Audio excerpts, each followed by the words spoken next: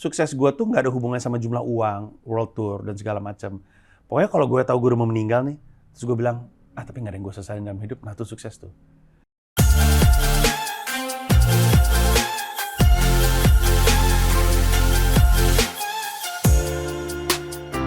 Assalamualaikum warahmatullahi wabarakatuh, Sobat iPod. Hari ini merupakan hari yang spesial, nggak hanya buat gue, tapi gue yakin juga banyak Sobat iPod yang mengidolakan sosok ini. Jadi, salah satu alasannya kenapa kami undang buat collab bareng, karena memang kami dan tentunya gue juga ngelihat beliau ini merupakan sosok yang ideal buat bisa buat kita ajak collab lah. Buat kita ajak collab biar balik lagi semua bisa investasi. Siapa lagi kalau bukan Bang Panji Pragiwaksono Wongsoyudo. Bener nggak? Terlalu lengkap, bro. Terlalu lengkap. Terlalu tahu berarti Anda. Nggak wajar ada yang tahu Wongsoyudonya itu sebenarnya. Kan dari Wongsoyudan, nggak? Iya, betul, Wongsoyudan, betul. Nah, makanya pertanyaan pertama gue adalah, lu tahu nggak sih artinya Panji Pragiwaksono Wongsoyudo? Atau kenapa sih bokap lo atau bokap lo ya, yang namanya itu kenapa sih, boleh cerita nggak? Bokap gue sih agak berlebihan ke nilai-nilai kejawaannya gitu bokap gue. Bokap gue tuh orangnya konsep banget. Semua jadi konsep gitu. Tias Handayani Wongsoyudo, Panji Pragiwaksono Wongsoyudo, Handria Yogasworo Wongsoyudo. Dan karena konsep jadinya lama gitu, anak-anaknya pada lama dikasih nama, termasuk gue. Gue seminggu baru punya nama. Namanya sih gue tahu artinya. Panji itu kan lambang atau bendera ya. Biasanya kan kalau perang kan untuk nandain siapa sama siapa masing-masing bawa panjinya masing-masing gitu.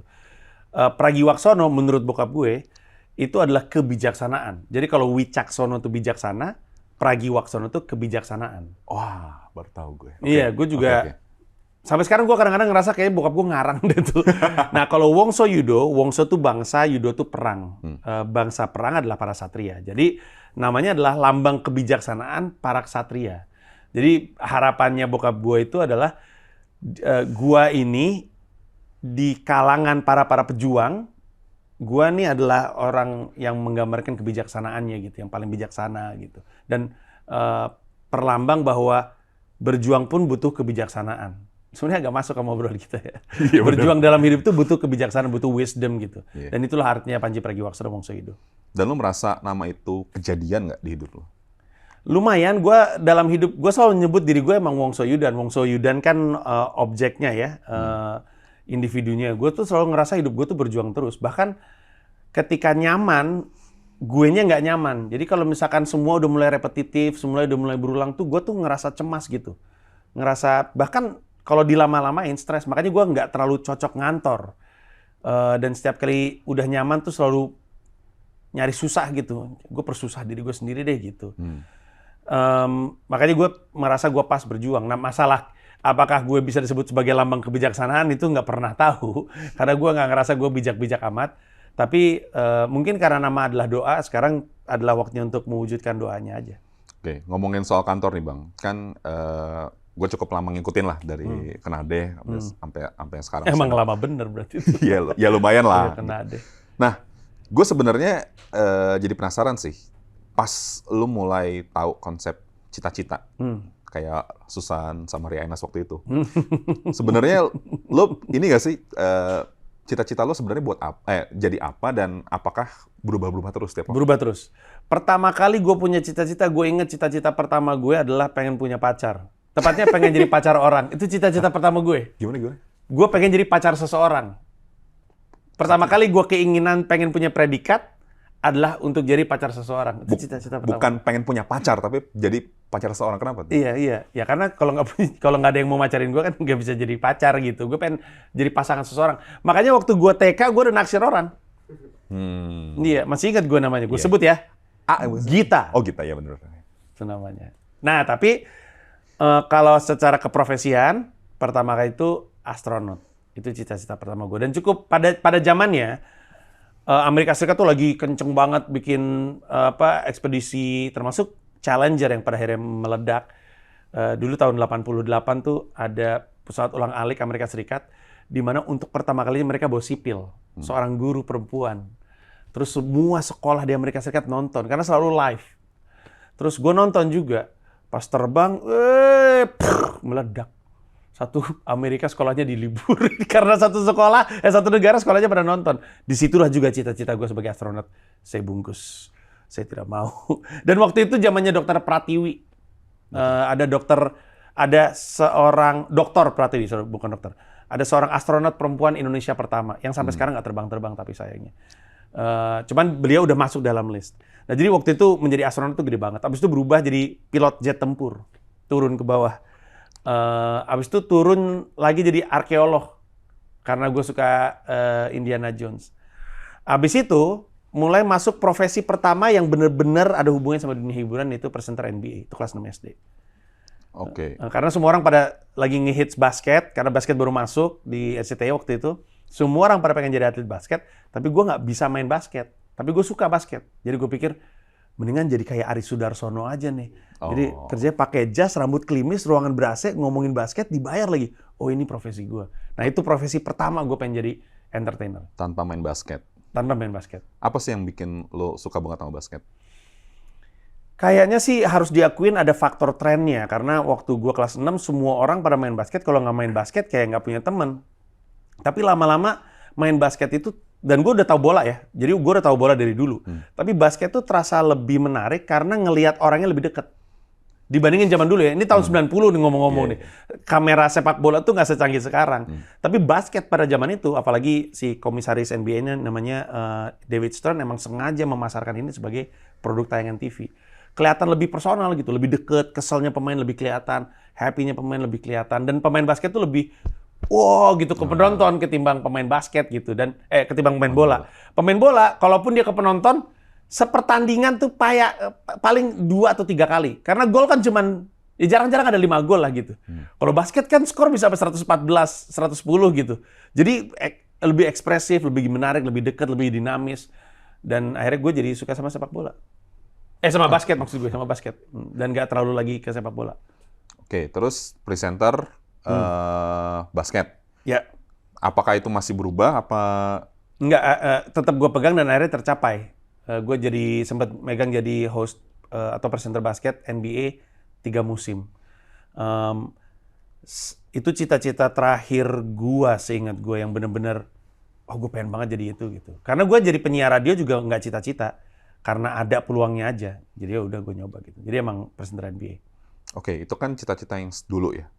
Cita-cita lo sekarang gimana? Cita-cita gue sekarang adalah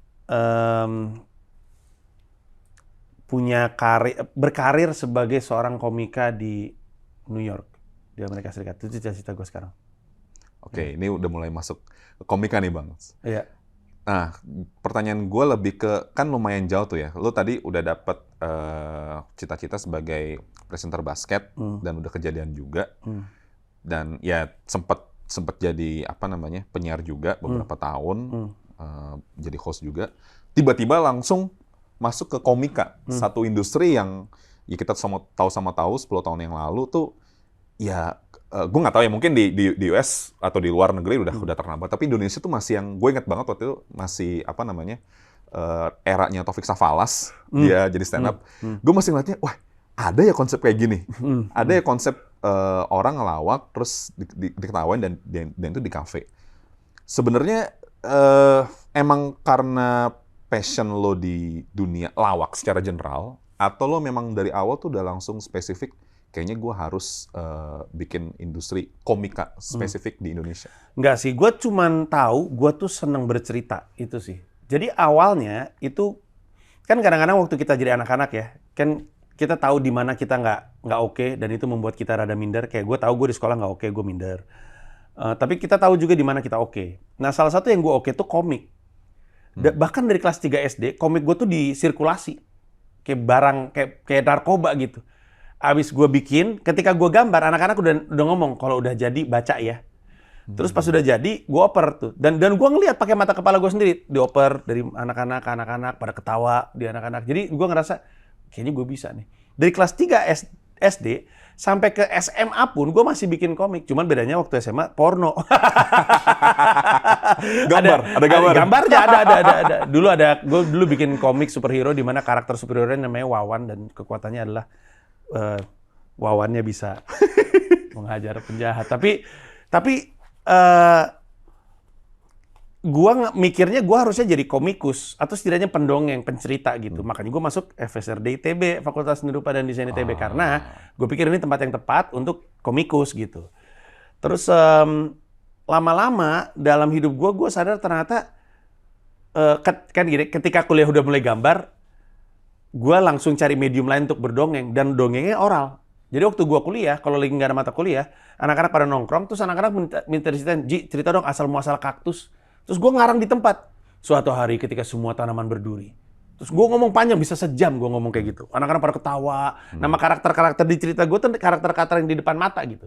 Misalkan sudah gitu, besok lagi, Ji, cerita dong asal-muasal sepatu. Dulu, manusia-manusia tidak beralas kaki. Seorang pemuda bernama Putra bertemu dengan seorang pemuda bernama Kuku. Terus mereka, nama gue dipakai gitu. Terus jadi, dan gue senang di situ. Lama-lama gue pikir, apa kayaknya bukan komikus, tapi pendongeng. Nah, terus akhirnya gue nyari nih, medium yang tepat untuk berdongeng. Stand up belum masuk pilihan waktu itu. Karena gue nggak ngelihat stand up comedian di depan mata. Memang ada Taufik Safalas, belakangan gue tahu almarhum bukan stand up tapi joke telling. Ada Iwel. Iwel tuh lebih mirip format stand up. Tapi gue nggak kemakan sama joke-nya Iwel karena usia ya kan. Dia udah jauh lebih tua. Gue masih SMA waktu gue nonton Iwel atau mungkin kuliah. Jadi gue nggak kepikiran pengen jadi stand up comedian walaupun udah tahu stand up. Dari DVD bajakan Robin Williams Live in Broadway, gue tahu stand up, tapi nggak, gue bisa nih kayak gini, tapi gue nggak pikir ini profesi. Dari SMP juga gue senengnya nge-rap. Nah makanya waktu dibukain pintu untuk berkarya oleh istri gue, kamu mau nggak bikin karya apa? Pertama tuh album rap. Abis album rap, keranjingan berkarya. Dalam arti kata keranjingan bikin sesuatu. Terus mulai bikin buku dan segala macam. Akhirnya gue hidupkan lagi karir stand up gue. Atau cita-cita stand up gue. Terus reaksinya oke. Terus gue ngerasa, oh di sini nih gue pengen dalemin nih karena lebih pas dari sisi berdongeng. Udah gue disiplinin. Tahun 2010 gue stand up, tahun 2011 stand up komedi meledak, komunitasnya lari. Terus gue dalam gulungan komunitas itu, sekarang gue disebut Bang Panji sama anak komunitas. Padahal gue mah, gue nggak merasa gue yang mendirikan itu komunitas. Gue bahkan nggak merasa gue yang punya ilmu untuk dibagi-bagikan. Yang mendirikan komunitas Ernest, yang membagi-bagikan ilmu Radit. Gue cuman salah satu komika. Jadi gue tuh selalu ngelihat diri gue tuh sama kayak komika lainnya. Bedanya, gue giat aja orangnya. Sampai level seperti ini. Jadi nggak kepikiran ngegedein industri, nggak. Oke. Gue akan save itu untuk beberapa menit setelahnya. Tapi gue tertarik untuk bahas rap, Bang. Kenapa lo suka rap? Apakah ada hubungannya sama waktu itu lo suka main basket? Gue nggak tahu, ini soto-sotonya gue aja. Lo suka main basket, terus ya biasa basket pakai hip hop dan segala macam, dan akhirnya lo terjun, maksudnya lo punya, secara nggak sadar, oke kayaknya ini gue bagus nih, rap apa? Kan lo sempat bilang juga ya, maksudnya kenapa lo suka rap? Yang gue tahu karena lo pengen marah-marah, tapi nggak bisa disalurkan full di komika. Tapi sebelum atau di luar itu ada alasan lain nggak? Campuran, salah satunya itu. Memang karena gue ngikutin banget basket itu dekat sekali sama hip hop, itu betul. Tapi 90-an adalah era hip hop juga meledak di Indonesia. Jadi di era gue lagi senang main basket, hip hopnya juga meledak. Iwake, Ku Ingin Kembali, itu tuh 90-an awal. Dan waktu Iwake masuk, tiba-tiba semuanya rap di radio tuh, di kuping gue.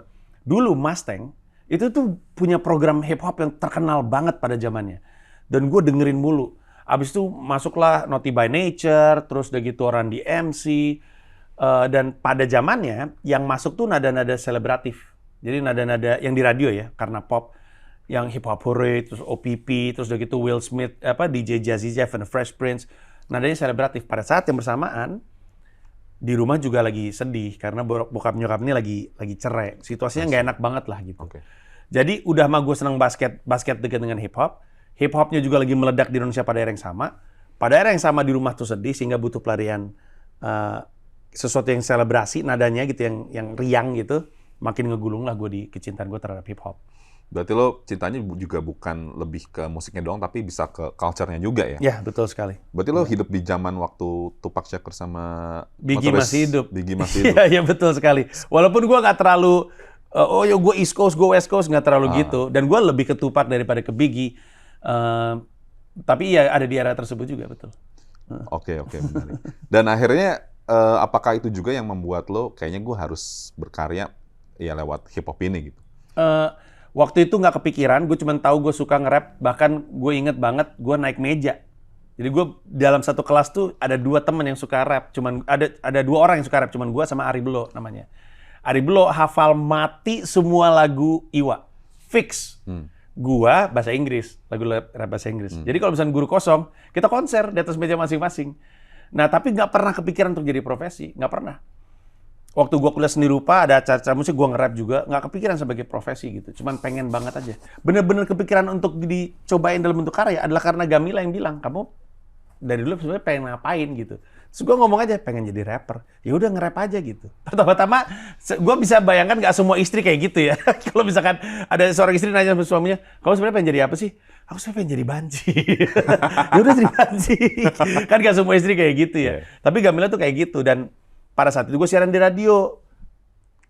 Nggak nyampe seminggu setelah gue diajak ngobrol sama Gamila, gue interview orang yang akhirnya jadi produser gue, yaitu Andrew March dari Soul ID. Jadi ngeklik aja gitu, dan barulah kemudian mulai jadi karir gitu. Oke, gue tadi memperhatikan lo beberapa kali nyebut kata karya. Kan lo juga kalau nggak salah sempat bilang merdeka dan berkarya, macam-macam. Dan seringkali kalau kita mengkritik sesuatu, biasanya netizen tuh, karya lo emang apa? Pertanyaan gue, menurut lo semua orang perlu berkarya nggak sih? Secara mindset menurut gue, harusnya sebaiknya mindsetnya mindset berkarya, termasuk kalau lu kerja di perusahaan. Karena orang kadang-kadang mikir karya itu produk dan berkarya itu adalah untuk orang yang berkesenian atau setidaknya pekerja kreatif. Gue ngerasa sebaliknya karena gue sering lihat penyanyi mindsetnya kerja gitu. Jadi kalau misalnya ini agak panjang sedikit, tapi gue selalu cerita bahwa gue punya temen gue ini seneng bermusik dari zaman dulu nih. Gue tahu musiknya kayak apa. Orang gue bermusik bareng gitu sama dia. Terus dibanding gue, dia niat pengen hidup dari musik. Nah terus gitu dia bikin band. Terus dia nawarin diri ke label. Labelnya bilang, ya udah, gue modalin lu. Kita kontrak 3 album. Album lu gue produksi, biaya rekaman dari gue, player sessionsnya dari gue, studio dari gue, terus duplikasi CD-nya dari gue, distribusi CD-nya gue yang bayarin, promonya gue bayarin 3 album. Terus dia bilang, siapa lagi yang mau ngasih gue kesempatan ini? Oke. Terus labelnya bilang, tapi sebelum lu terima duit, lu balikin dulu duit gue.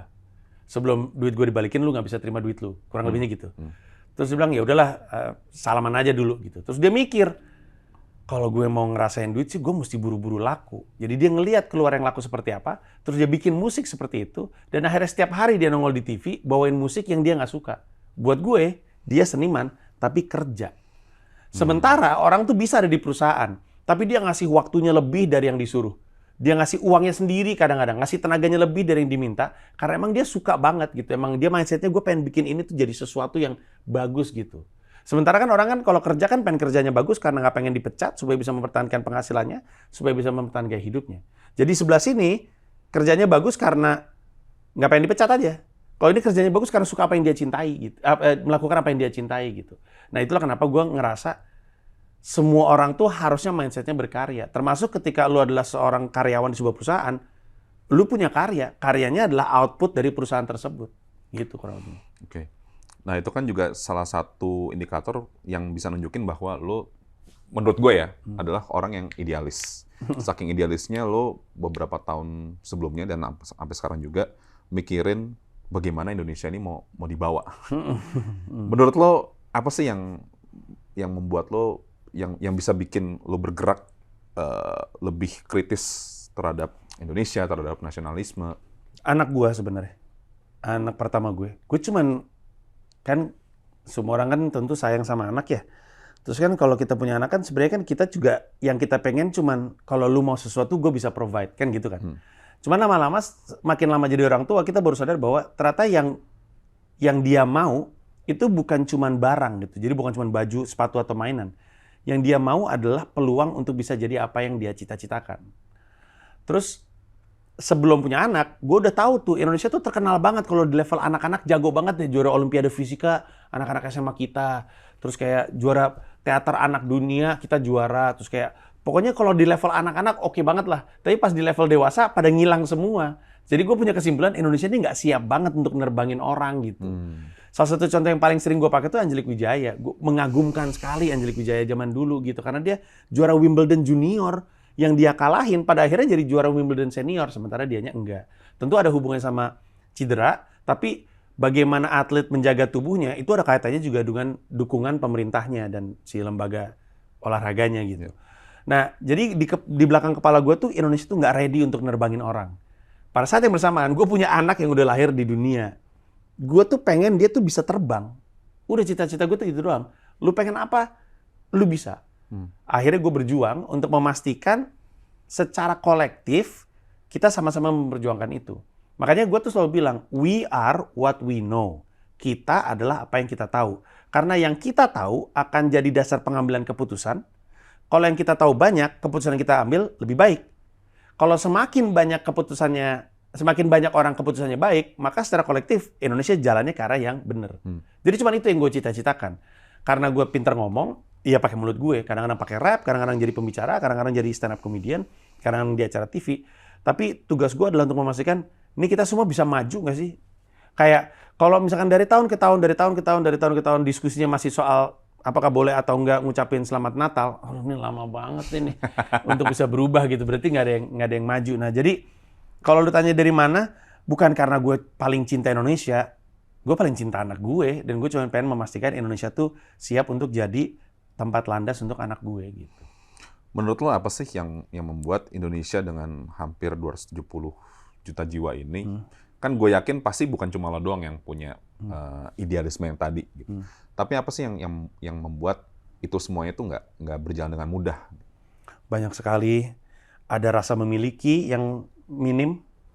Kayak sampai dengan sekarang, rakyat Indonesia tuh senang nunjuk pemerintahnya gitu. Kayak, ayo dong pemerintah lakuin sesuatu untuk Indonesia gitu. Itu menggambarkan dia nggak punya rasa memiliki terhadap Indonesia. Karena kalau dia ngerasa Indonesia itu rumahnya dia, kan dia nggak mesti nunggu orang untuk beresin rumahnya. Ya udah beresin aja sendiri. Kan emang rumah lu gitu. Cuman keengganan orang-orang di Indonesia untuk membereskan Indonesia itu jadi salah satu masalah gitu. Karena susahnya kapitalis dari sisi sistem ya. Kapitalisme itu kan sistem ekonomi berbasis kompetisi gitu. Dianggap fair dan memang mungkin fair gitu. Cuman konsekuensi dari kompetisi adalah ada yang kalah gitu. Dan kalau yang menang nggak pernah memikirkan yang kalah ini akan berbalik dalam bentuk masalah sosial. Kan ada namanya apa sih? Pareto Law ya, 80-20. Pareto ya. Yang ini untuk mungkin udah pada tahu sih ya kalau audiensnya IPO, tapi untuk gambaran aja soalnya analoginya paling masuk akal di gua. 80% dari baju yang lu pakai sehari-hari itu sebenarnya 20% isi lemari lu. Sebenarnya Pareto Law itu kan sebenarnya dari konteks bisnis ya. Lu mesti tahu 20% produk lu yang menghasilkan 80% revenue lu gitu kurang lebihnya. Tapi sudah gitu pas dibilang coba aja kalau lu nggak percaya, baju yang lu pakai sehari-hari 80% itu sebenarnya 20% rak lu. Terus gue pikir-pikir, iya lagi. Jadi ini rak gue nih segini doang nih yang bajunya gue pakai sehari-hari, sisanya banyak banget numpuk. Sepatu gue pun kayak gitu. Nah, ekonomi kan juga gitu kan. Jadi 20% orang ini kurang lebihnya ya mungkin nggak akurat, tapi 20% orang ini megang 80% perekonomian Indonesia gitu. Nah, kalau misalkan itu benar, berarti kan ada 80% rakyat Indonesia yang nggak dapat apa-apa. Dan kalau kita nggak mendistribusikan entah itu wealth atau knowledge, susah banget gitu. Nah, gue ngerasa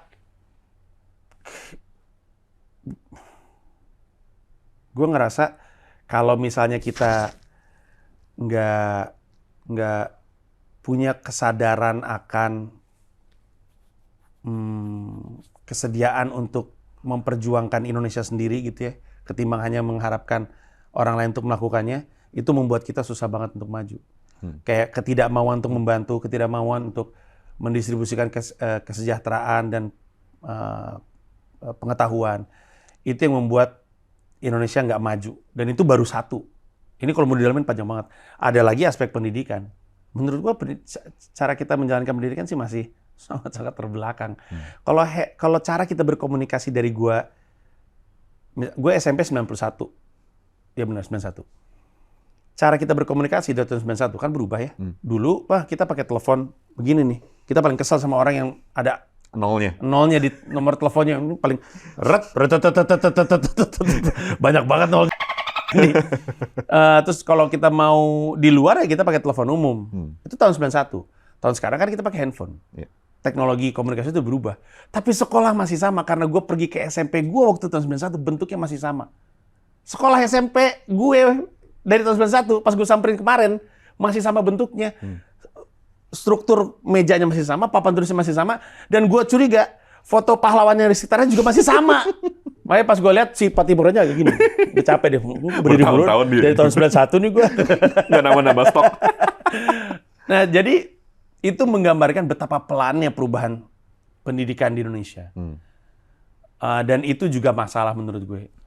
Kalau lu ngelihat semua kendala di Indonesia, sebenarnya ujung-ujungnya pendidikan. Termasuk stunting yang katanya nggak bisa diperbaiki dengan pendidikan. Tapi bahwa stunting itu terjadi itu salah satu alasannya adalah karena ketidaktahuan orang terhadap stunting. Pendidikan lagi buntut-buntutnya. Jadi ya gitu. Bisa panjang, men. Nggak kelar-kelar ngomongin ini. Nah, apakah semua keresahan-keresahan yang tadi lo jelasin itu menjadi salah satu alasan utama untuk bagi lo untuk terjun ke politik? Terjun ke politik sih nggak. Waktu itu ya, waktu yang pilkada ya. Itu enggak. Jadi memang sekarang politik di gue tuh kayak hobi. Di gue tuh suka politik. Kesukaan, bagian dari otak yang nyala ketika gue mengkonsumsi politik, itu sama dengan bagian di kepala yang nyala sama gue mengkonsumsi sepak bola. Bedanya, nah ini menarik nih, bedanya adalah orang yang suka bola nggak bisa jadi pemain bola. Karena fisiknya nggak bisa gitu. Tapi orang yang suka politik, itu bisa loh jadi politisi.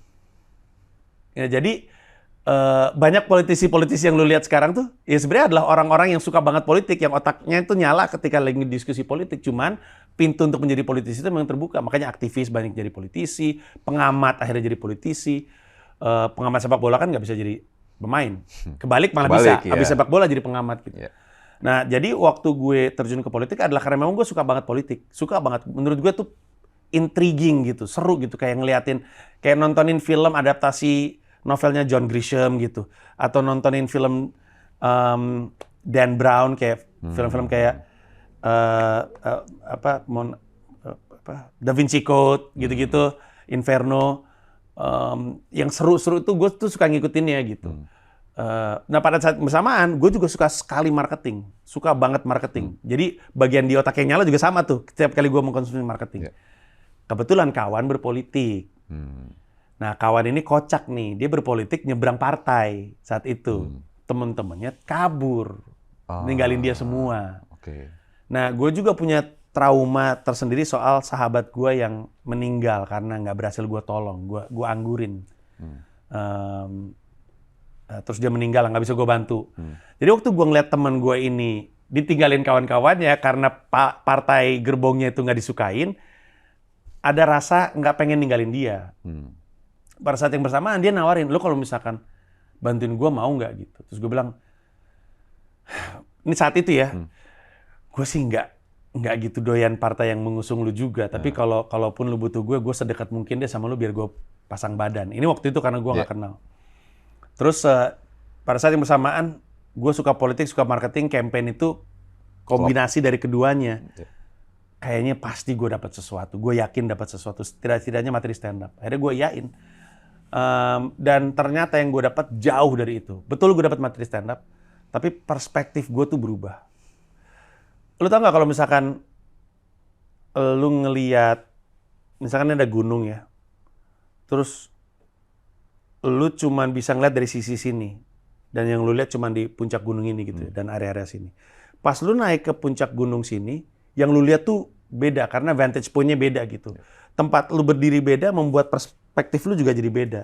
Nah, terjunnya gue ke politik itu mengubah itu. Karena dulu sebelumnya gue bener-bener percaya ada orang baik dan orang jahat dalam politik. Dulu gue bener-bener percaya ada kesatria gitu dan ada monster gitu. Ada Rahwana dan ada Rama gitu. Dulu gue berpikir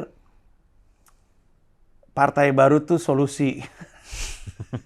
Lama-lama gue berpikir partai baru ya lama-lama jadi partai lama gitu. Ngerti nggak maksud gue? Iya. Kalau punya sepatu kotor, solusinya kan bersihin sepatu. Karena kalau solusi lu adalah sepatu baru, Lama-lama Karena juga lu nambah sadis. sepatu kotor. Iya. Ngerti nggak maksud gue? Tiba-tiba rumah lu bau aja. Nggak selesai masalah lu. Itu perspektif itu berubah karena gue terjun ke situ. Dan memang akhirnya gue bikin show 100% politik, temanya itu septic tank. Dan itu dampak dari gue terjun ke situ. Tapi harta paling berharga adalah perubahan persepsi gue terhadap Indonesia. Oke. Kalau ngomong politik, Jawaban gue panjang-panjang ya, maaf ya. iya, sesuai ekspektasi. Nah, kalau ngomong politik kan, ketebak. kalau gua boleh bagi nih Bang, itu kan ada 2 fase ya. Fase pertama pas lo provokatif proaktif, yang menurut gua jauh lebih independen, maksudnya lebih bebas buat lo. Tapi waktu itu lo memang baru meniti karir yang lebih maju lagi. Fase kedua adalah ketika lo udah mulai punya nama dan akhirnya lo pertaruhkan di politik yang pada waktu itu nggak populer. Lo lebih suka yang mana? Yang kedua. Karena? Yang ke satu sotoy. Yang pertama sotoy. Tahu nggak? Kalau lu nggak punya stake, ya, lu bisa ngomong apapun. Artinya gini. Makanya waktu jadi pengamat, ini orang tuh kesannya ideal banget. Tapi waktu dia terjun, dia nggak seideal dulu. Orang selalu ngeliat, wah dia berubah. Bukan berubah. Waktu jadi pengamat, lu nggak harus ngambil keputusan soalnya. Jadi lu bisa ngomong yang ideal. Yeah. Tapi ketika lu jadi pemain atau jadi pelaku politik, lu terbuka sama banyak hal dan lu harus ngambil keputusan. Keputusan nggak pernah ideal. Karena ideal untuk satu orang nggak ideal untuk orang lain. Nah, waktu itu tuh menurut gua tuh, gua hanya ngelihat dari kacamata awam dan hanya bisa membicarakan hal-hal yang idealis gitu. Politik itu rumit sekali. Jadi gue mensyukuri fase yang kedua karena itu membuat gue jadi lebih paham. Tapi waktu di fase pertama provokatif, gue masih kepikiran pengen jadi politisi. Setelah gue terjun di politik, dan sebenarnya kan gue udah hitungannya udah politisi ya karena waktu itu kan tercatat resmi di KPI gitu, di KPUD. Gue berpikir, ya benar, emang gue nggak bisa jadi politisi gitu, bukan tempat yang tepat gitu. Oke. Nah, balik lagi ke stand up nih, Bang. Ketika lo menemukan sesuatu, kalau nggak salah tuh sejarahnya itu kan lo kenal stand up kan dari Robin Williams. Sejarahnya lo nemu DVD. DVD. Ya, DVD. Lo nyari bokep. Tadi mau nyari bokep, betul. Anda cukup ngikutin, saya lihat. Nemunya itu. Tahunya cukup banyak, iya betul. Nemunya itu. Nah, apa sih yang membuat lo waktu itu ya bener-bener yakin banget bahwa Indonesia itu punya potensi yang bagus untuk industri stand up comedy. Dan pertanyaan gue kedua, menurut lo tantangan terbesar industri stand up comedy dan beberapa komiko ini apa sih? Kalau yang pertama, enggak ngelihat potensi. Waktu gua turun stand up nggak mikirin sama sekali soal ini duitnya berapa, akan jadi industri seperti apa, sama sekali nggak kepikiran. Gue cuma pengen jadi pelawak.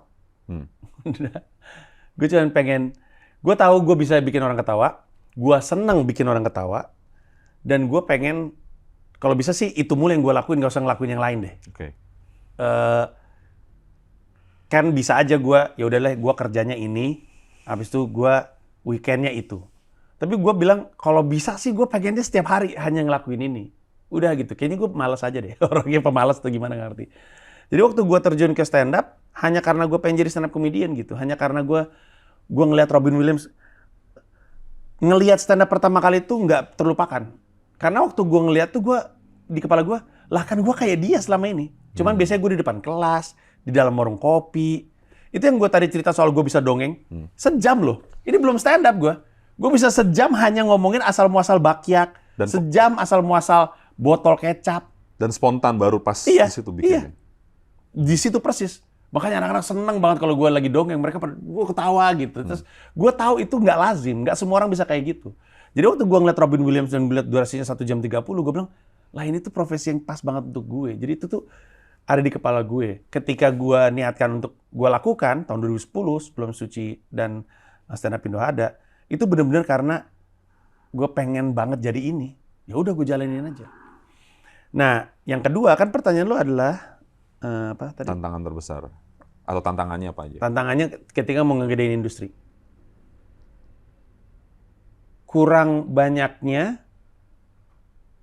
komika, terutama kurang banyaknya komika yang punya komitmen terhadap karirnya. Karena yang bikin industri musik itu matang harus diakuin karena banyak penyanyi. Dan bukan cuma banyak penyanyi bagus. Kalau penyanyi jelek semua juga nggak kayak gini industrinya.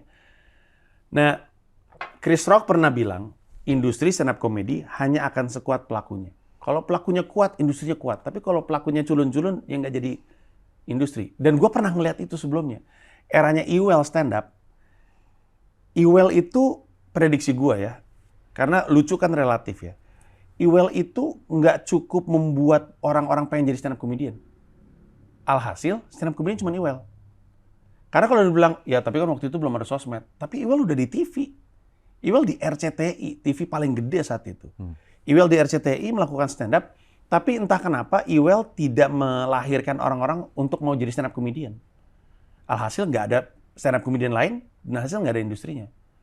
Tapi waktu Ernest, Radit, Rian Adriandi, Isman, dan yang lain-lain muncul pertama kali di YouTube, yang merupakan inisiatif Ernest 100%, waktu mereka naik ke permukaan, orang-orang langsung ngeliat, gue pengen jadi kayak begini.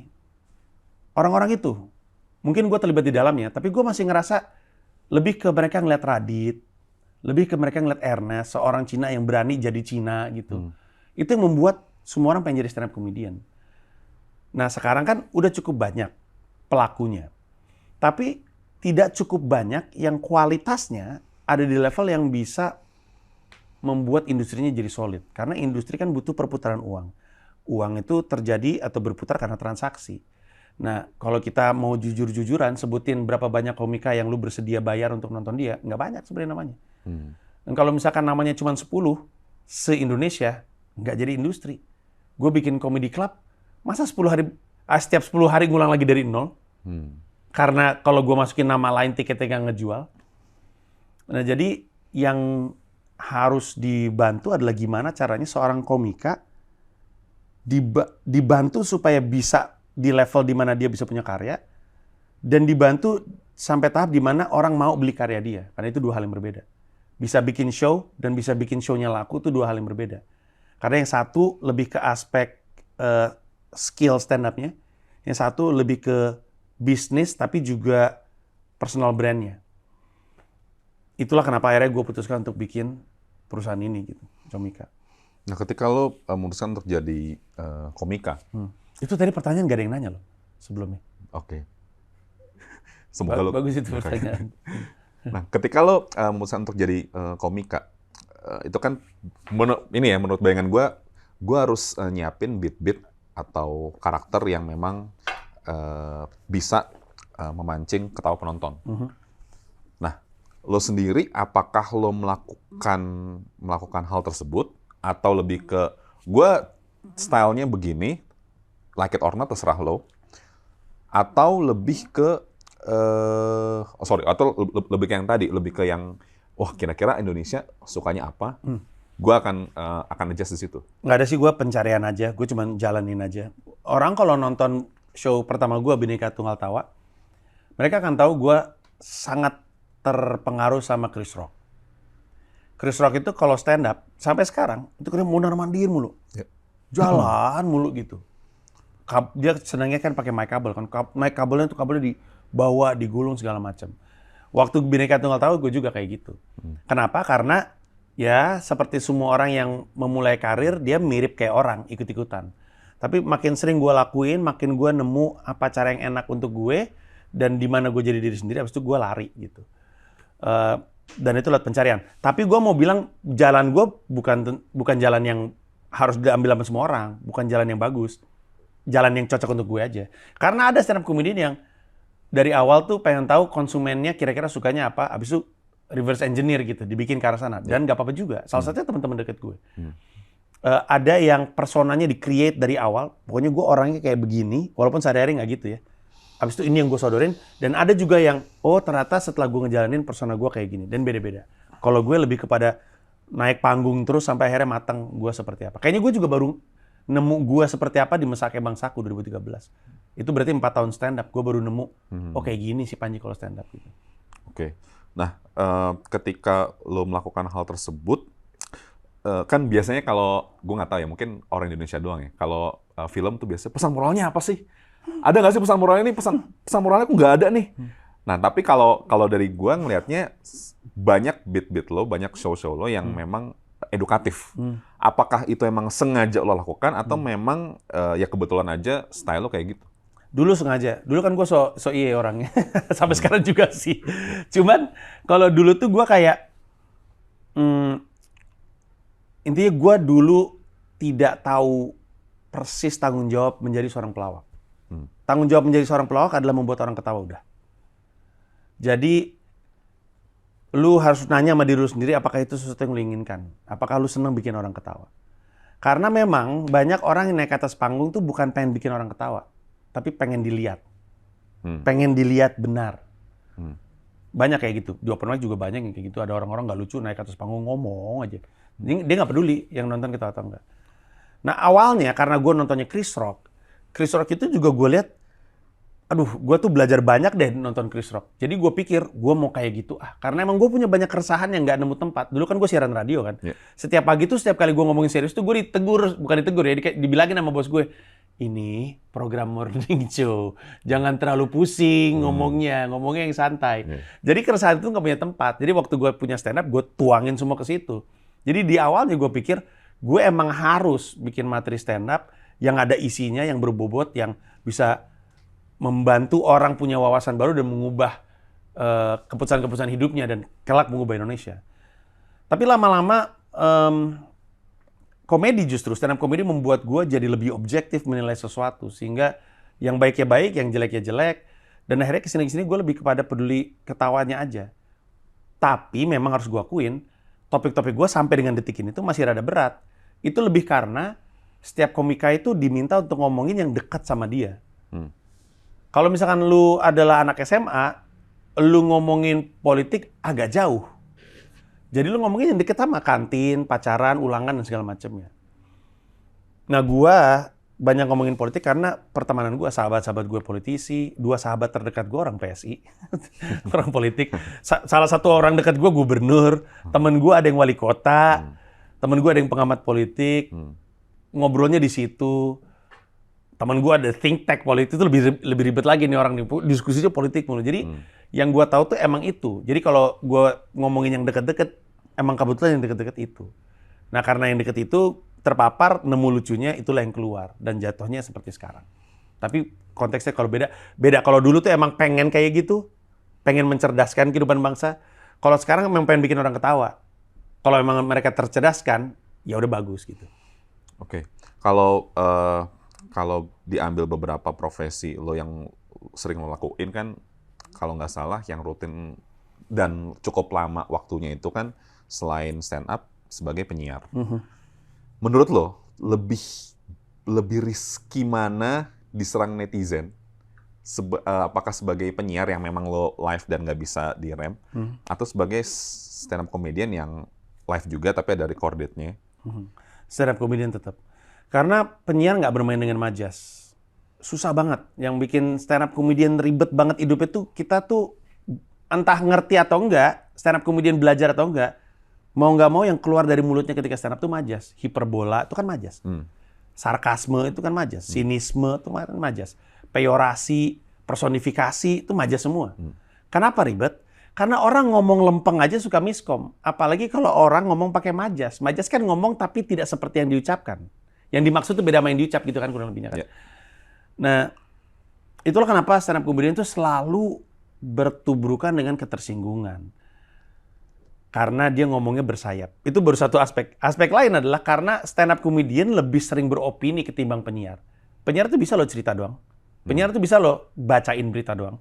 Penyiar bisa lo, walaupun ini penyiar jelek ya, menurut gua, mohon maaf kalau ada yang tersinggung. Penyiar bisa lo cuma ngomongin cuaca. Di luar panas sekali pada hari ini, pendengar. Di luar hujan, pendengar. Lu gak ada materi lain. Kenapa ngomongin cuaca? Tapi mohon maaf sekali lagi. Tapi penyiar nggak harus beropini. stand up comedian bukannya harus, emang itu komedinya. Komedi datang dari keresahan, dari pengalaman, dari pengamatan. Opini itu syarat sekali. Dan opini orang kan nggak selalu disetujui sama orang lain.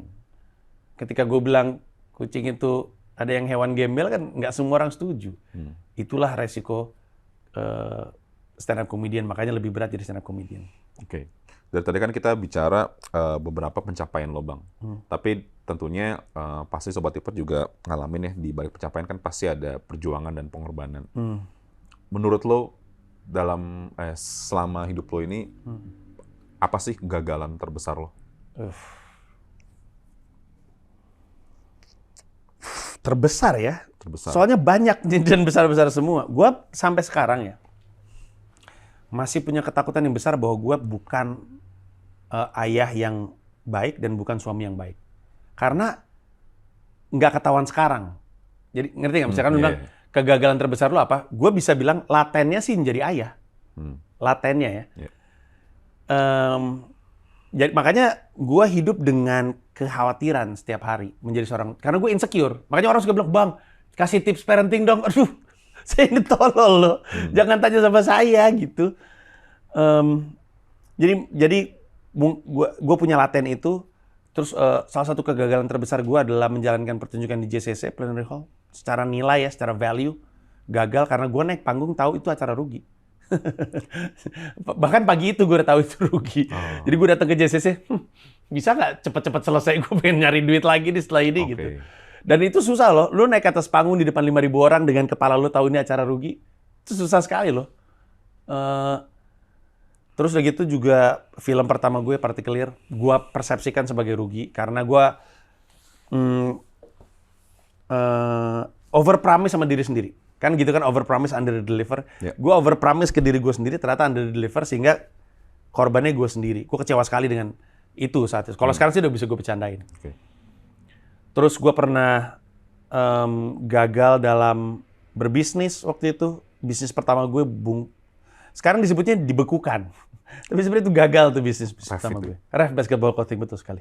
Anda tahu banyak ya. Anda jangan-jangan tinggal sama saya selama ini. Loh, ini Dipo ya? Kurang rating gue.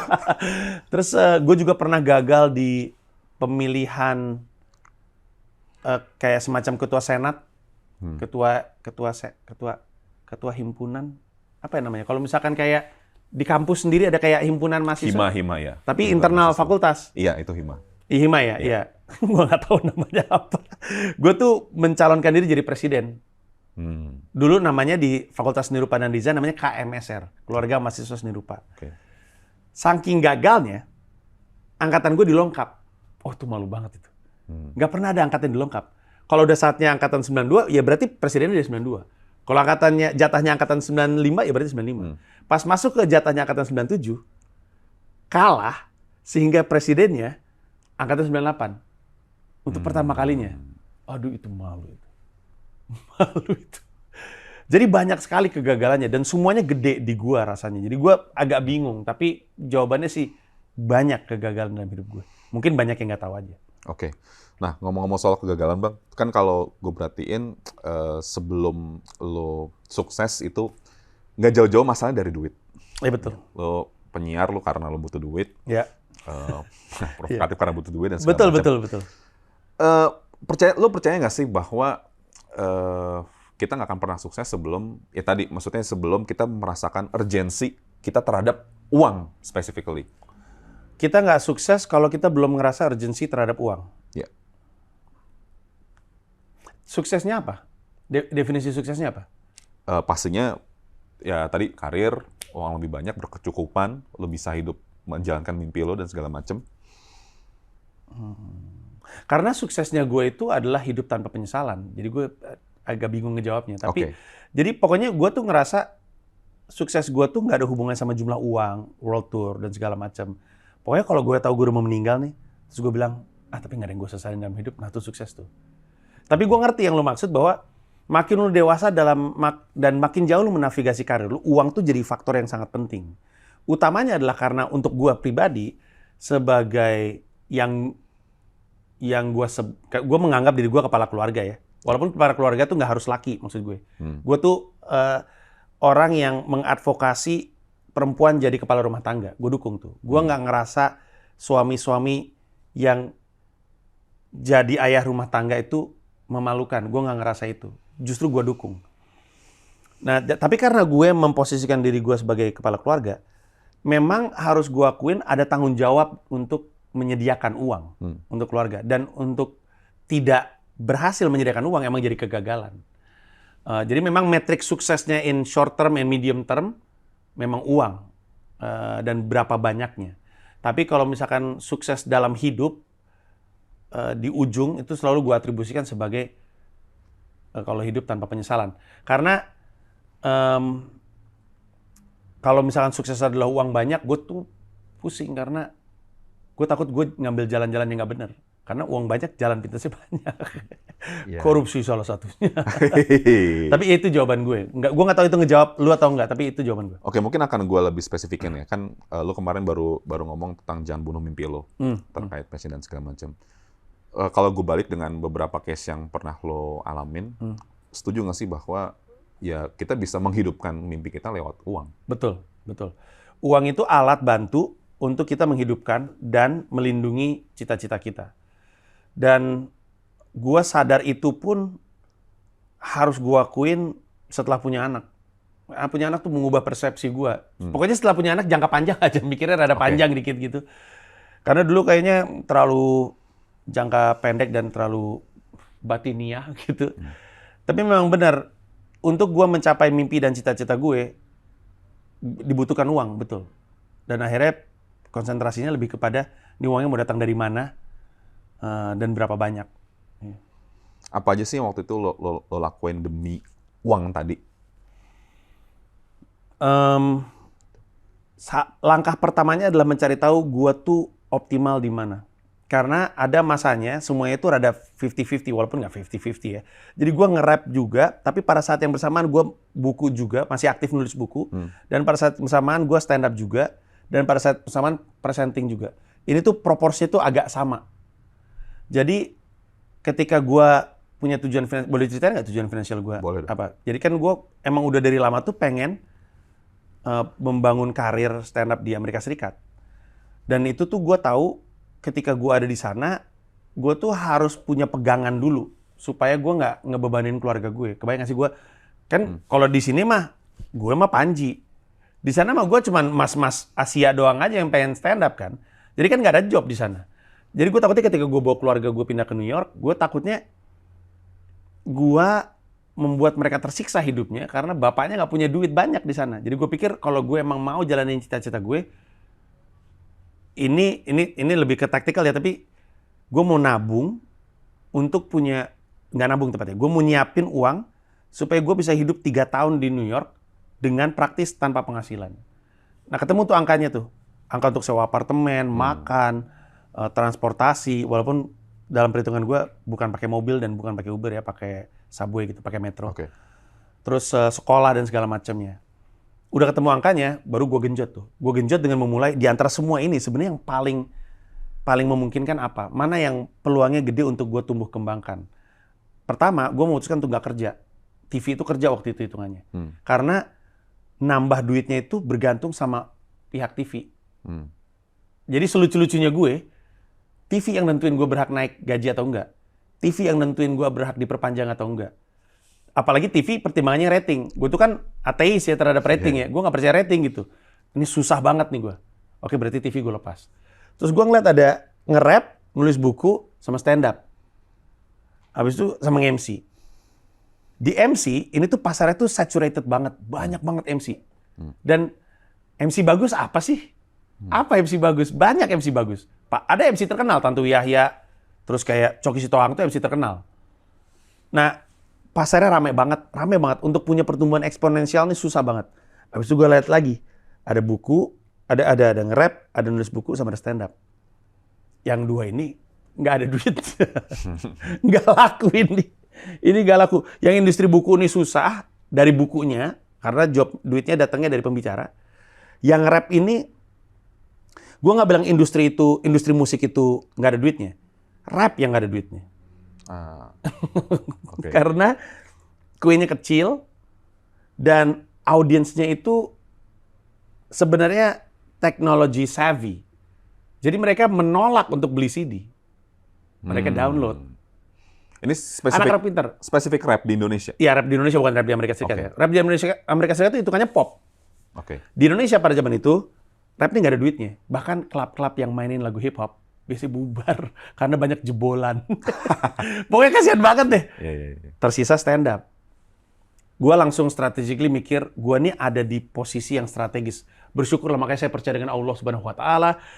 Kebetulan gua nggak meminta, tapi gua ada di situ gitu. Posisi gua tuh udah kayak Iwake di hip hop gitu. Iya. Kebayang gak sih? Iya. Posisi gua tuh di founder gitu.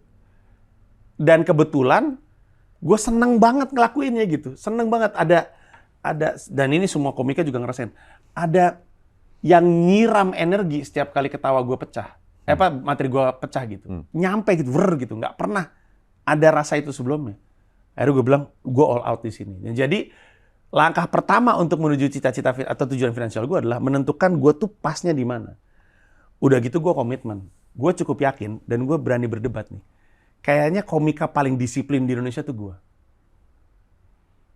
Disiplinnya maksudnya gimana, Bang? Nggak ada orang yang lebih nulis materi stand up setiap hari selain gue, dan nggak ada lebih banyak orang yang lebih rajin bikin special selain gue. Oke. Kalau ngomongin soal nulis materi stand up setiap hari, mungkin sekarang ada beberapa. Gue tahu ada Andri Sakti dan Bonar katanya mau, udah gue kasih kalender tapi enggak. Susah banget emang, nggak punya growth mindset. Ada beberapa lah, nggak cuman gue doang. Tapi yang paling rajin bikin special gue. Orang cuman gue yang punya 9, yang lain ada 3 atau 4 jauh lah gitu. Jadi bukan cuman gue tahu di mana gue bagus, gue langsung all out disiplin di situ. Gue baru selesai bikin show di JCC di depan 5.000 orang hari Sabtu. Hari Selasanya gue udah open mic. Jakut tuh apa? Open mic Jakut Selasa bukan? Stand up Indo Jakut, kalau nggak salah. Bayangin, hari Sabtu, gue baru aja bikin pecah 5.000 penonton di JCC. Hari Selasa gue udah dari nol nulis lagi joke baru. Anyep lagi. Gue inget banget kalau ada yang nonton di Stand up Indo Jakut waktu itu, gue ngebom. Anyep, skip tepatnya, lupa apa yang mesti gue bawain. Kebayang nggak? Orang itu, ini contoh lain, LeBron James habis juara sama Cleveland Cavaliers. Habis juara, baru aja juara. Besok paginya, story lagi di gym. Dia baru juara. Dia baru gitu. Apa kayak kalau orang-orang lain kan, santai dikit kayak bangun siang gitu. Tapi dia lebih seneng basket daripada seneng uang yang dia dapat atau ketenaran. Dan dia punya komitmen terhadap apa yang dia lakukan. LeBron James itu memang berbakat. Tapi banyak orang berbakat. Di dunia ini banyak gitu. Gue mungkin berbakat di stand up, tapi banyak juga orang berbakat di stand up. Bedanya adalah gue obsesif sama kerja kerasnya. Jadi udah gue strategically milih posisi yang tepat, gue siram dengan kerja keras. Kerja kerasnya gue bertujuan karena gue punya tujuan finansial.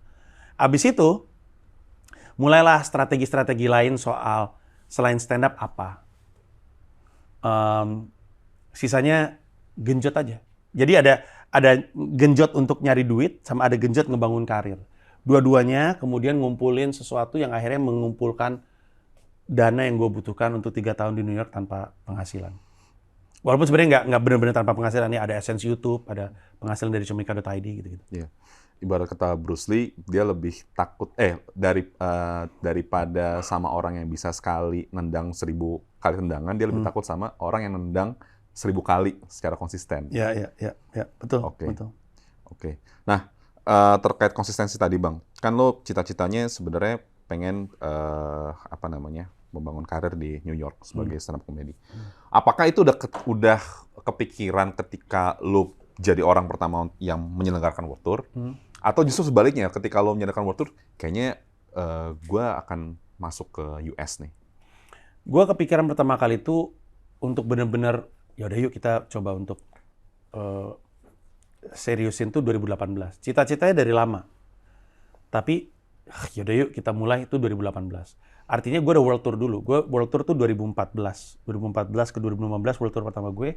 2016 itu adalah World Tour kedua gue. 2018 adalah World Tour ketiga gue. Nah, sebelum gue jalan World Tour ketiga, gue udah niatin. Di sini nih, gue akan mulai ngumpulin uangnya. Ya dan ya udah, akhirnya gue jalanin. Dan nggak berhasil lagi, karena proyeknya rugi kan. Yang 2018 itu. Jadi, dan partikelir sebagai cara gue nabung juga untuk melakukan itu juga gagal. Nggak ada bonus gitu. Jadi ya gitu. Tapi udah mulainya dari 2018, setelah gue World Tour. Oke. Nah, apa yang membuat lo, waktu itu lo kan pernah cerita, maksudnya lo terinspirasi sama Jokul ya? Siapa namanya? Jokowi. Yang dari Filipina? Jokowi. Ya. Jokowi, terus yang dari Malaysia segala macam. Ronnie Cheng ya, dari Ronnie Malaysia. Cheng, apa sih yang membuat selama ini orang Indonesia nggak bisa kayak mereka stand up komedi di US? Gitu? Kayaknya karena belum kepikiran aja. Kayak gini-gini, ada dua faktor. Ada dana sama ada visi.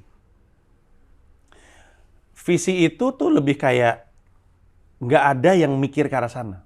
Karena gue baru sadar, mimpi aja ternyata butuh keberanian. Butuh keberanian untuk punya cita-cita.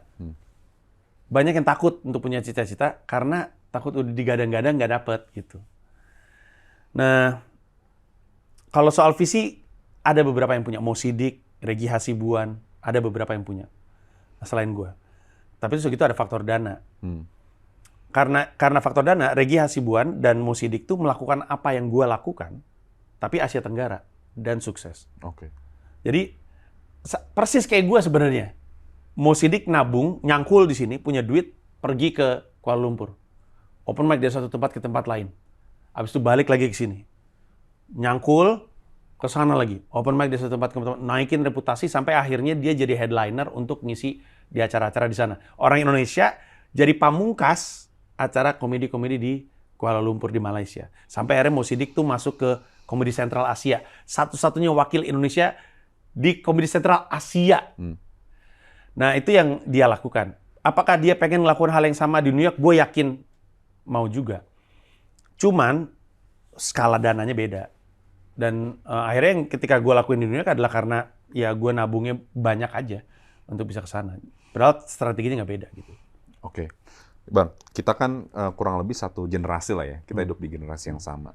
Menurut lo nih, karena gue yakin audiens lo juga banyak yang generasi baru, Gen Z lah.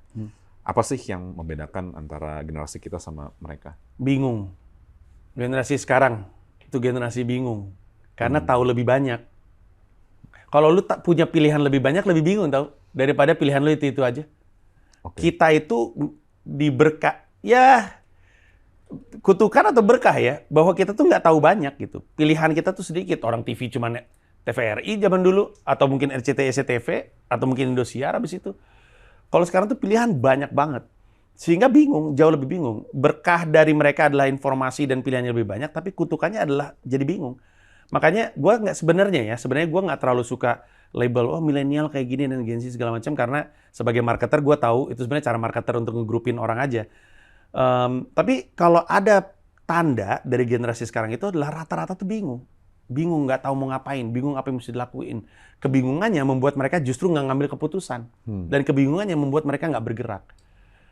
Nah, pembedanya itu. Kalau dulu, kita nggak bingung, tapi juga sotoy, karena nggak punya pertimbangan yang matang. Kalau sekarang, pertimbangannya matang, tapi bingung. Nah gitu deh. Gitulah pokoknya perbedaannya. Oke. Nah, itu kan maksudnya, gue nggak tahu ya, tapi gue mengasumsikan itu negatifnya. Negatif dari mereka, bingung daripada kita. Kalau positifnya, Bang? Jauh lebih pintar. Jauh lebih pintar. Yang anak gue tahu, gue ngomongin Dipo aja ya. Yang Dipo tahu sebagai anak kelas 3 SMP, itu baru gue omongin sama teman-teman tuh kuliah. Apa gue yang tolol ya? Tapi kayaknya enggak deh. Kayaknya enggak deh. Soalnya, gue ambil contoh gini. Waktu Dipo kelas 1 atau kelas 2 SMP, gue lupa. Kita lagi kayak PSTC, Parent Student Teacher Conference gitu lah. Kayak ambil rapot tapi nggak ada buku rapotnya, cuma cerita doang aja. Yeah. Terus Dipo dipuji. Dipo ini matematikanya salah satu yang terbaik gitu. Gue bangga dong karena dulu Dipo tuh nggak dikenal kuat eksaktanya gitu. Dipo diem aja. Dipo happy dong. Terus gue bilang, Po kamu dipuji loh. Terus Dipo tiba-tiba ngomong gini. Ya walaupun yang mengecewakan dari sekolah adalah nggak ada real life skill yang dibutuhkan seperti pajak dan keuangan. Kata gue, anak apa ini?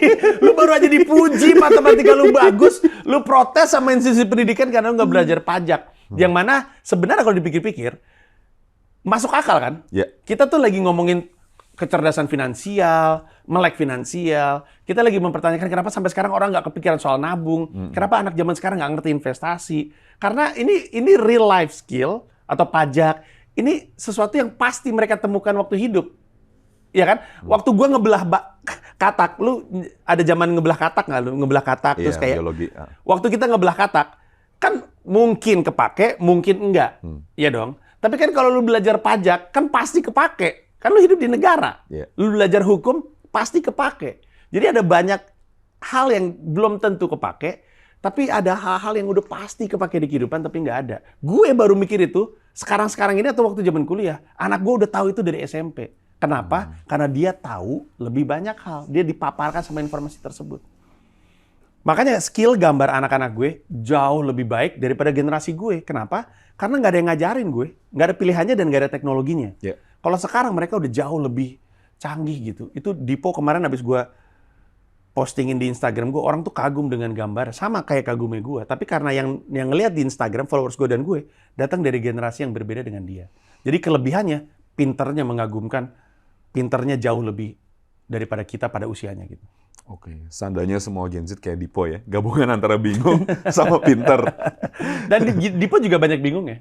Oke. Iya, jadi kalau misalnya tanya, gimana Po, enak nggak? I don't know. Wah, Jawabannya ke makanan ya, makanan Iya. nih. I don't know. Kenapa I don't know? I don't know. Ya, kayak makanan kayak gini ada lagi nggak di tempat lain? Ngerti maksud gue? Iya, iya. Ya saat ini aja Po. Oke, gitu. Jadi kayak di tengah-tengah gitu. Oke, menarik banget Bang. Ini sebenarnya banyak banget pertanyaan yang gue pengen tanyain, cuma... Mau nginep di rumah aja apa kita? Oh iya kayaknya.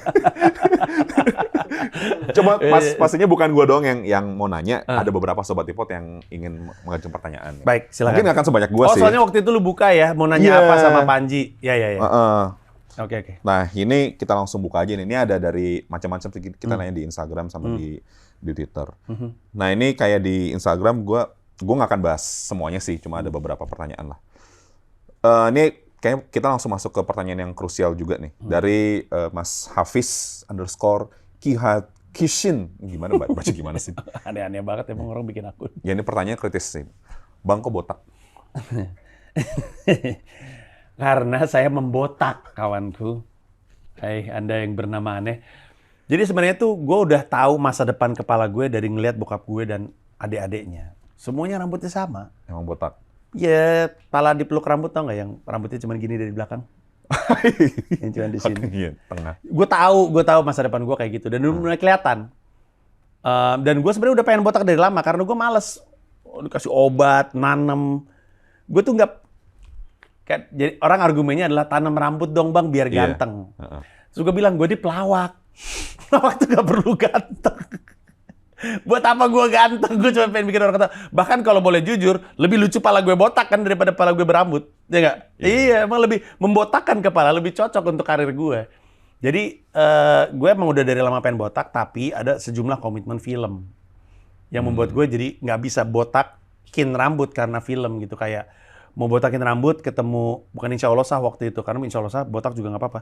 Aida Cinta, terus kayak Partikelir lebih keren pakai rambut. Banyak banget deh. Sampai akhirnya setelah selesai gue syuting untuk film gue sendiri, Mendarat Darurat, yang sayangnya belum tayang karena pandemi, akhirnya gue bilang, nah ini udah nggak ada lagi film. Karena gue nggak ditawarin film sekarang di karir gue, lebih ke gue yang bikin film. Jadi gue bilang, ya udah kalau gitu, gue mau botakin rambut. Jadi gue botakin aja, karena gue udah kelihatan nih, rambutnya nih udah mau habis gitu. Jadi sebelum dihabisi gejala kebotakan, saya habisi duluan. Apa yang mau dihabisin kalau udah nggak ada? Ya dong? Filosofinya gitu. I win. Yeah. Kayak karena dulu sempat ini kan banyak yang curiga ini bapaknya sakit apaan tiba-tiba kurus, botak juga dalam iya. bersamaan. Disangka kanker. Semua netizen itu. Maksudnya, tapi emang mungkin waktu itu agak kuyu ya, karena terlalu cepat dan nggak secara gizi mungkin nggak oke gitu. Malnutrition makanya kelihatan kuyu. Oke, lanjut nih. Nextnya, oke ini ada dari Nanda Adik. Nah ini baru nih, ipot banget nih. Tips ngatur keuangan ala Bang Panji. Wow. Waduh, susah banget itu. Siapa namanya Nanda? Nanda Adik ya. Nanda Adik. Gue tuh bukan orang yang tepat loh untuk ditanyain soal tips mengatur keuangan. Tapi yang gue tahu, Gini, mungkin lebih tepatnya gini. Gua jadi lebih mawas diri terhadap uang, jadi lebih strategik terhadap uang, karena gue punya tujuan-tujuan yang ingin gue capai, baik itu jangka pendek, jangka tengah, ataupun jangka panjang. Gue tuh emang orang yang kalau liburan tuh detail banget. Karena istri gue nggak kayak gitu. Istri gue tuh, ya udah kamu aja bikin rencana, tapi nggak usah saklek banget. Kita lihat di sana gimana lah gitu. Karena bukan liburan namanya kalau harus dijadwal kayak tentara gitu. Nah, tapi gue tuh dari dulu tuh selalu detail kalau mau ngelakuin sesuatu, termasuk perencanaan hidup gue detail. Dan karena perencanaan hidup gue detail tuh gue tahu beberapa rencana-rencana ini butuh pos-pos uangnya juga. Dan karena gue punya pos-pos uang yang mesti diisi, gue jadi lebih strategis dalam urusan uang. Nah, perencanaan keuangan kalau yang gue pahami, itu kan pasti ada hubungannya sama apa rencana lo untuk masukin uang, sama apa rencana lo untuk ngeluarin uang. Nah, masukin uangnya ini juga kaitannya sama pengembangan karir, emang harus strategik. Nah, keluar uangnya gue bener-bener nggak punya instrumen apa-apa selain tabungan dan deposito. Karena kalau misalkan dibilang apakah bisnis Comika ini adalah investasi, di gue nggak kerasa kayak investasi. Walaupun memang gue punya saham mayoritas dari perusahaan ini, tapi gue nggak ngerasain uangnya. Bukan karena nggak ada dividennya, nggak gue ambil, nggak gue pikirin gitu. Karena emang seneng ngebangun bisnisnya aja. Kalau misalnya gue yang satu lagi bilang nggak boleh kayak gitu. Emang lu nggak peduli tapi nggak boleh kayak gitu. Lu mesti tentuin ini mau jadi mau dihutangkan atau karena kalau misalkan lu masukin lagi ke perusahaan nanti saham gue diluted, gitu-gitulah pokoknya. Yeah. Tapi emang nggak pernah gue pikirin karena nggak kerasa sama gue sebagai sebuah investment bangun ini. Bikin perusahaan ini bukan karena pengen punya duit banyak, tapi karena pengen bikin komika banyak. Agak aneh ya. Tapi makanya gue tuh cuma pakai tabungan dan deposito. Makanya gue pakai kartu kredit aja baru setelah gue nikah. Apa itu wajar ya? Tapi gue ngerasa terlambat lah kesediaan gue untuk pakai kartu kredit gitu. Dan termasuk berinvestasi juga baru mulai. Sebenarnya udah mulai, tapi nggak disiplin dan berhenti. Karena nggak ngerasa perlu dan keuangan berantakan. Walaupun sebenarnya kalau dipikir-pikir, uang berantakan juga nggak apa-apa, kan nggak mesti banyak-banyak. Yeah. Emang lebih kepada nggak komitmen aja. Akhirnya sekarang mau coba untuk komitmen lebih baik dalam investasi. Oke. Nah, tadi terkait Comika nih Bang, ada juga yang nanya sebenarnya dari Mas Roni Anshori nih. Dia nanya, Comika.id ini bakal go public nggak? Kira-kira nih, 2022 nih. Pertanyaannya menarik, karena Comika ID itu PT terpisah. Jadi banyak yang nggak tahu, ada PT namanya WPI, ada CTI. CTI itu hanya Comika.id. Yang WPI, yang direkturnya gue, ini direkturnya beda soalnya, namanya Lutfian.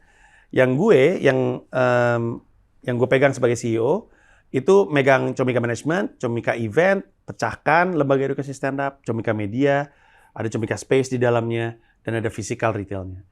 Nah, kalau Comika ID apakah akan go public atau enggak? Sebenarnya untuk dua-duanya jawabannya nggak tahu sih sekarang. Oke. Tapi gue nggak menutup itu. Gue ngomong sama gue sekarang berdua sebagai CEO di Comika Company, ada gue sama Toro. Gue bilang sama dia, gue tuh bukan yang nggak mau membuka investment terhadap kita. Mungkin kita butuh investment kalau kita pengen tumbuh secara eksponensial. Cuman gue takut investor yang masuk tuh nggak kenal kita. Dan kalau nggak kenal kita, gue takutnya kita diutak-atik dan nggak bisa mencapai cita-cita gitu. Sederhananya gini deh, kalau ada investor ngobrol sama lu, kan dia nanya sama lu, emang masalah pada konsumen yang diselesaikan lewat bisnis itu apa? Yeah. Gue tuh bingung jawabnya, karena kan gue fokusnya ke supplier nih, ke si Comika gitu. Dia bisa aja lo ngelihat sheet-nya, habis itu ngelihat, terus dia bilang, sebenarnya mah, Pecahkan mah nggak perlu. Ini apa, Comika nggak perlu ini mah. Apalagi ini, nggak perlu. Udah ini aja Comika ID sama Comika Comedy.club aja, streaming dan streaming live sama VOD. Ini duitnya nih, ini ditutup. Kalau itu terjadi, karena dia pikir ini akan mengurangi biaya dan numbuhin penghasilan, gue jadi nggak punya ekosistem untuk bikin komika hidup dari karya, karena semua ini tuh dibangun untuk satu komika ini. Gue pengennya investment masuk karena dia ngerti ini semua dan ingin mencapai apa yang kami ingin capai. Nah, kalau go public, itu kan berarti yang mesti ngerti perusahaan tuh publik gitu. Yeah. Mungkin suatu hari akan tercapai, mungkin suatu hari akan terjadi. Tapi sejujurnya karena emang itu bukan tujuan, itu nggak pernah dipikirkan. Mungkin itu langkah strategis yang mesti kami capai untuk tujuan kami suatu hari nanti, tapi kalau sekarang jawabannya belum tahu. Oke. Mantap. Jadi walaupun belum tahu, cuma penjelasan lu semoga Sobat Ipot ngerti ya. Sense-nya tuh gimana gitu kalau Ya, punya amin. saham.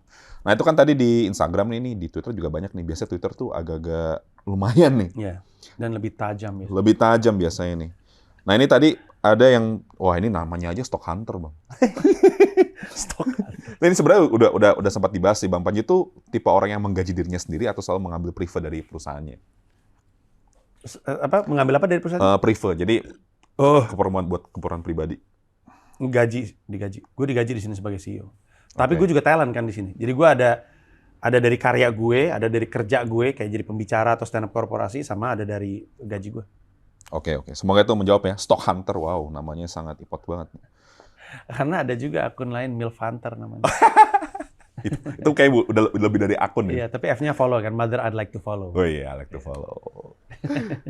Oke, terus... Oh, ini juga menarik nih. Tadi kita belum sempat bahas nih, Bang. Dari Lokomotif Moskwa. Wow, ini dari... Nama akunnya nih aneh-aneh saya lihat ya followersnya ya. Adventelas nih akunnya. Kayaknya dia fans Lokomotif Moskow, gue nggak tahu deh. Nitip Min, kenapa Bang Panji ngefans sama MU? Kayak nggak ada tim lain yang lebih bagus aja. Wow, nice question. Karena zaman gue ngefans lagi bagus. Gue percaya hampir semua orang tuh Glory Hunter. Iya. Jadi dia suka karena lagi baik gitu, lagi oke. Jarang sekali ada kayak gue punya temen, sahabat gue senengnya Leicester karena dia lahir di Leicester waktu dia kecil. Oke. Ibunya lagi kuliah di situ. Iya. Kayak Ernest sukanya Tottenham Hotspur karena apa gue nggak ngerti. Gua itu era gue suka sepak bola adalah era MU lagi berjaya-jayanya. Bahkan era MU lagi sama Liverpool memper-memperan lah. Karena kan zamannya Sir Alex gitu kan. MU Liverpool, abis itu ganti MU Chelsea, abis itu MU Liverpool, MU Arsenal, MU Chelsea, MU City. Iya. Abis itu nggak ada MU dan yang lain berantem. Nah jadi awalnya gitu, karena emang MU lagi terkenal. Plus di SMA gue tuh cuman kebagi dua, satu angkatan cuman kebagi dua antara lu fans Liverpool atau fans MU. Teman-teman gue banyak yang MU, ya udah gue merapat ke MU. Sesederhana itu. Nah ini menarik Bang, karena kalau yang dari pengamatan gue ya, itu banyak orang fans MU ceng-cengin si City karena mereka goal hunter. Tanpa mereka sadari bahwa mereka juga sebenarnya. Iya. Cuma di generasi yang beda aja kan. Iya. Ya, kadang-kadang orang tuh suka nggak ngeh bahwa dirinya tuh apa yang dia tunjuk ke orang gitu. Projection kan sebenarnya kan. Ketika dia nunjuk orang Glory Hunter adalah karena sebenarnya dia juga pada zamannya Glory Hunter. Iya. Sama gue juga. Nah, tidak beda. Tambahan pertanyaan dari gue Bang. Menurut lo MU sekarang gimana? Bingung MU sekarang. Kayak Gen Z ya? Bingung betul. Ya mungkin karena pemain-pemainnya Gen Z, pemain juga bingung. Jadi gini ya, pertama-tama, ini gue nggak ngerti sepak bola ya. Gue cuman tahu apa yang, gue cuman bisa cerita apa yang gue pahami dari apa yang gue baca dan apa yang gue tonton. MU itu kayak waktu zaman Sir Alex jelas sekali arahannya Manchester United karena yang megang satu orang ini. Justru perusahaannya kayak buat gue tuh jabatan paling bikin gue penasaran tuh CEO of Manchester United, bukan manajer. Oke. CEO perusahaannya. Jadi ini agak panjang nih dan agak aneh, tapi semoga mendengarkan. Jadi zaman dulu perusahaan Manchester United emang nggak pernah punya arahan akan bagaimana Manchester United sebagai sebuah klub. Taunya Manchester United sebagai bisnis. Manchester United sebagai klub disenderin hanya pada Sir Alex. Sir Alex maunya apa udah kita ikutin. Ya. Ketika Sir Alex nggak ada, karena mereka bersender pada Sir Alex, mereka nggak punya patron akan apa yang mesti dilakukan ke depannya. Itulah kenapa setiap kali mereka ngerekrut manajer barunya tuh nggak punya kesamaan. Gayanya beda-beda. Emang dari dulu gayanya beda-beda. Mourinho pragmatis, Moyes long ball dan sukanya badan-badan besar. Dia senangnya long ball, hold ball gitu-gitu. Terus Van Gaal mainnya possession. Nggak pernah Solskjaer kejayaan masa lalu gue juga nggak ngerti. Tapi itu nggak sama gitu. Kenapa? Karena memang mereka nggak ngerti. Kalau mereka dari awal attacking football, misalkan ya, klub perusahaannya bilang kita tuh attacking football. Semua yang dicari tuh yang attacking football. Nggak dipakai Mourinho, orang nggak sesuai. Tapi mereka tuh nggak punya, karena mereka selalu bersandar pada Sir Alex. Ketika Sir Alex nggak ada, mereka ganti-ganti gaya. Kaitannya sama apa? Kaitannya sama pembelanjaan pemain. Ketika si Marwan Vela ini, itu tipikal pembelanjaannya David Moyes. Karena dia suka badan gede. Masuk dong Marwan Fellaini kan. Nah, ketika ganti ke Louis van Gaal belanja pemain lain, Marwan Fellaini ditaruh ke tengah, jadi CDM. Yang mana bukan posisi naturalnya dia, bisa, tapi bukan posisi naturalnya dia. Terus udah gitu, dia bikin pembelanjaan, terus geser lagi ke orang yang lain yang butuh pemain-pemain yang lain. Akhirnya, setelah nyampe ke Solskjaer, ini pemain tuh acak-adut banget. Karena lu cuma bisa bermain dengan pemain yang lu punya kan. Dan style bermain lu harus, nggak mau ya mengandalkan pemain yang lu punya. Padahal kan style bermain lu tuh harus menyesuaikan sama lawan lu. Kalau lawan lu butuh pemain yang seperti ini, dan pemain-pemain lu ternyata nggak bisa, ya berarti kan lu paksa untuk bisa. Nah itu masalah Manchester United, makanya mainnya bingung. Salah satu bukti paling kelihatan adalah masuknya Ronaldo.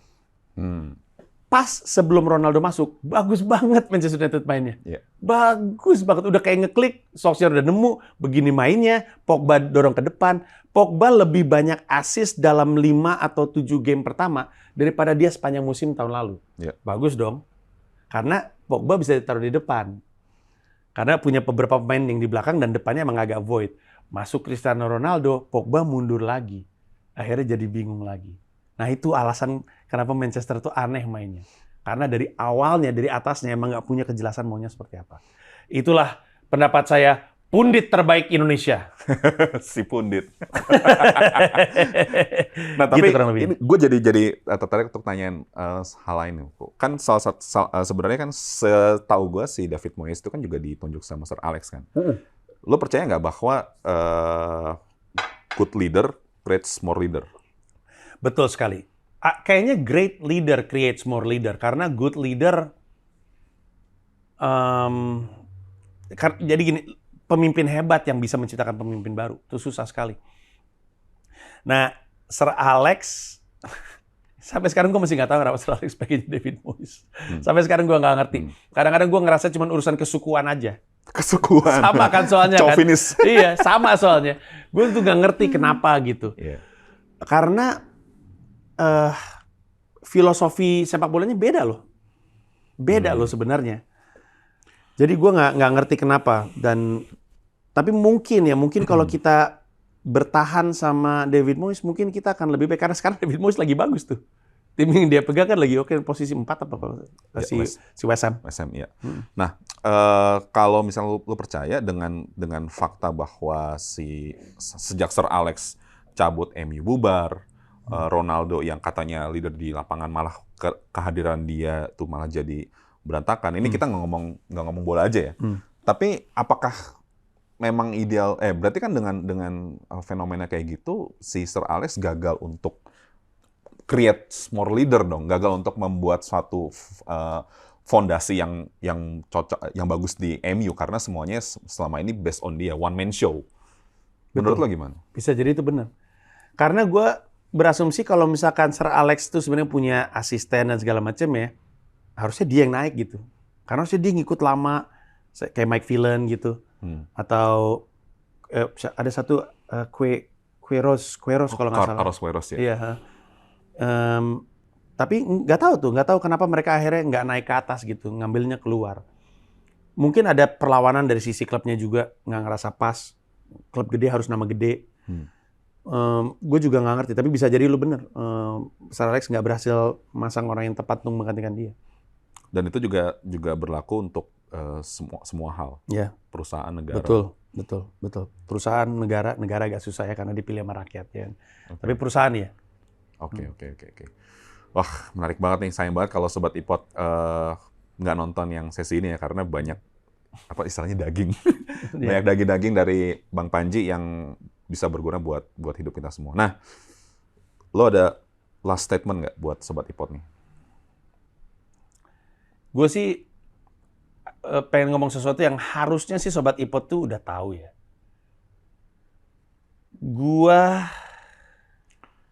Ini agak panjang tapi gimana cara ngomongnya? Lu tau kan orang suka ngomong, kenapa sih kita harus keluar dari comfort zone? Betul nggak? Iya. Ya. Bukankah seumur hidup yang kita cari comfort zone? Kalau udah nyari comfort zone, kalau udah di comfort zone, kenapa keluar? Jawabannya adalah yang banyak orang nggak tahu. Comfort zone itu bergerak. Comfort zone itu nggak diem. Jadi ketika lu ketemu comfort zone dan lu diem, lu ditinggalin sama comfort zone. Itu yang pengen gue bilang. Ketika lu akhirnya ketemu sama comfort zone itu adalah karena speed lu dalam lu menavigasi karir lu tuh begitu cepat sehingga lu ngejar si comfort zone yang lagi jalan. Ketika lu berhenti, ketika lu nyampe, yang lu lakukan adalah jalan terus supaya comfort zone-nya tetap bersama dengan lu. Nah, kebanyakan orang udah nyampe comfort zone itu justru diem, nggak memperkaya diri dengan ilmu, nggak menambah wawasan, nggak mencoba untuk menantang dirinya lebih lagi. Akhirnya tiba-tiba ada buku judulnya Who Moved My Cheese. Kurang lebih itu kayak gitu. Yeah. Perasaan gue ada duit, kenapa nggak ada gitu. Contoh lain, ini sesuatu yang gue pegang banget. Orang tepuk tangan terhadap apa yang lo lakukan, bukan terhadap lo. Orang tepuk tangan untuk apa yang lo lakukan, bukan untuk lo.